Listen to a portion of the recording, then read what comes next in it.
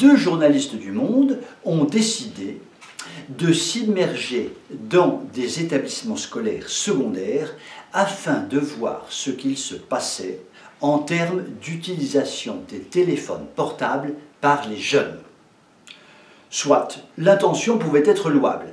Alors, les 2 journalistes, 2 femmes, les journaleuses, ont décidé d'aller dans des établissements, dans des zones d'éducation prioritaire, les fameuses ZEP.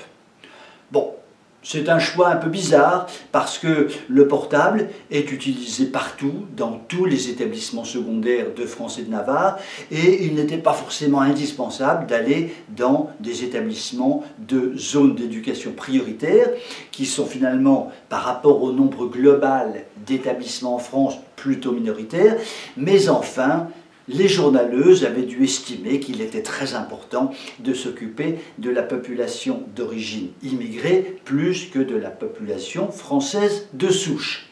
Soit, c'est leur choix, c'est leur droit. Alors, ces 2 journaleuses ont fait des découvertes qui sont absolument ahurissantes. Et vraiment, je tiens à le souligner, des découvertes fracassantes qu'on n'aurait pas imaginées. Première découverte, et elle tombe des nues, par les téléphones portables, les élèves, les jeunes élèves, les élèves du secondaire sont soumis à des violences. Elles le découvrent. Bon, vous vous pincez la main, vous vous pincez la cuisse, vous vous dites non, c'est pas possible, ça fait 20 ans qu'on le sait, mais elle le découvre. Bon, donc, elle trouve ça absolument catastrophique. Deuxième découverte, et celle-là, c'est une découverte absolument ahurissante également.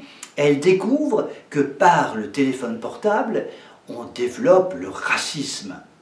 Ah oui, mais alors ça, nous le savons depuis une vingtaine d'années. Mais c'est pas grave, elle le découvre, donc gloire à ces 2 journaleuses qui découvrent en 2020 ce que tout le monde connaît depuis longtemps. Alors, reprenons les choses calmement, sans s'énerver.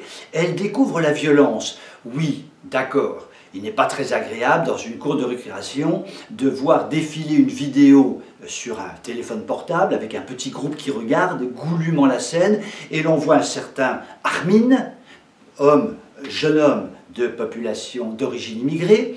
Eh bien là, le jeune Armin est en train de massacrer au sol une jeune Française de souche qui n'en peut plus et qui reçoit des coups de pied et des coups de poing. Ça n'est pas très agréable, c'est de la violence, soit.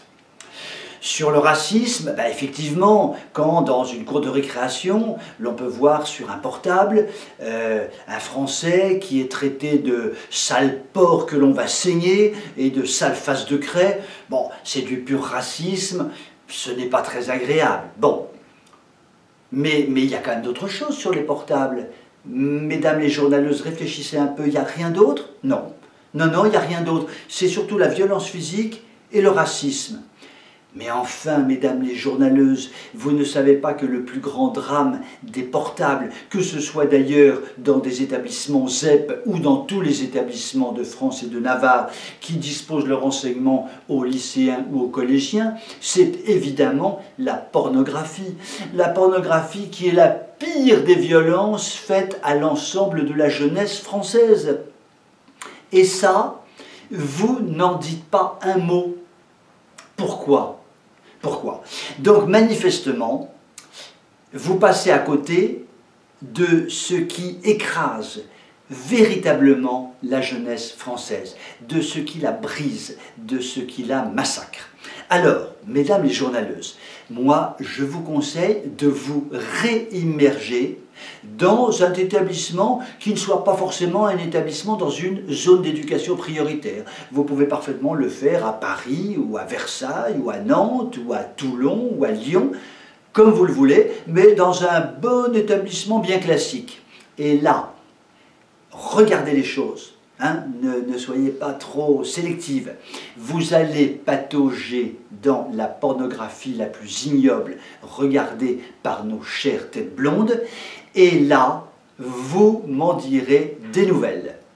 Sur ces très tristes paroles, mais pleines d'espérance, parce que les journaleuses vont peut-être finalement se réveiller, même le monde va peut-être se réveiller, je vous souhaite une belle soirée et je vous dis à demain.